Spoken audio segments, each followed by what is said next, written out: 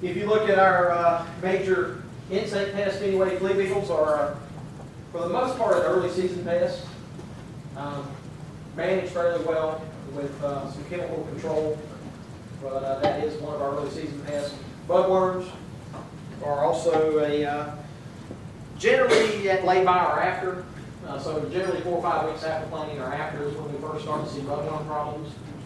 Aphids are a common problem. Again, fairly well managed. All the insect pests are fairly well managed with the control measures that we have.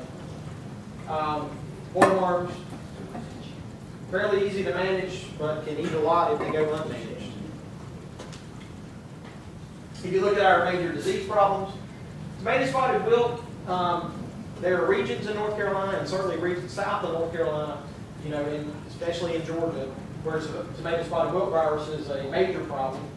But in the last 10 years or so, maybe in the last 14 years, it's been at reasonably low levels in the state of North Carolina. So that's been a disease. 2002 was a major problem. It was a major problem. That was a lot related to the winter that we had, because this disease is vectored by thrips, by insects.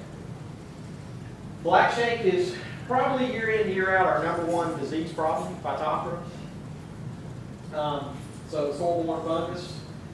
We throw everything we can at it in terms of crop rotation, varietal resistance, fungicides. But black shank is probably, from an economic loss standpoint, is our year in, year out our major disease. Gravel wilt will be second. Some years gravel wilt is worse than others, and it can rival black shank in terms of problems. But that's another one that we use for crop rotation, varietal resistance, soil fumigants to help manage gravel wilt or bacterial wilt. Blue mold is one that I don't think there's been an economic loss in flue-cured tobacco in North Carolina from blue mold since 1977. That doesn't mean that we don't occasionally see some blue mold in flue-cured tobacco. But I think the way flue-cured is managed relative to burley, in that you're harvesting the tobacco, starting in early July. In fact, we have some good fungicides to help manage blue mold. It's more of a burley problem than it is a flue-cured problem. So it's not very common. It's not uncommon to see it on a small scale, but it's extremely uncommon to see an economic loss from blue mold. Tobacco mosaic virus, one again that's very common around the world. We do have resistant varieties to tobacco mosaic virus, but not one that generally kills plants, but can cause an economic loss because it's so easy to spread, and infestation levels by the end of the season can be fairly high because it's spread by contact, mechanically or by hand. It can spread fairly quickly across the field. This is one that we always have some target spot every year, but this year's been probably one of the worst we've had in several years.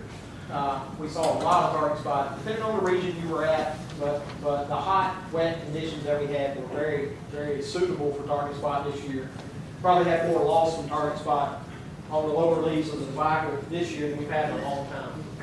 So that was a little more rhizoctomal, soil-borne fungus, the spores release out of the soil. But that was a fairly common to see some, but this year was a big year.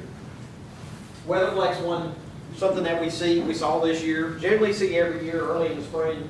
Not a disease, it's caused by air pollution, ozone, but it's more common in some areas than others.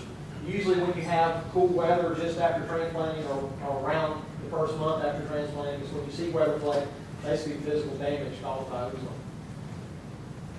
We do have nematodes. We manage those with resistant varieties and fumigation and crop rotation. Generally speaking, farmers do a good job of managing nematodes. We don't see that as a major, they're there, but they're managed very well.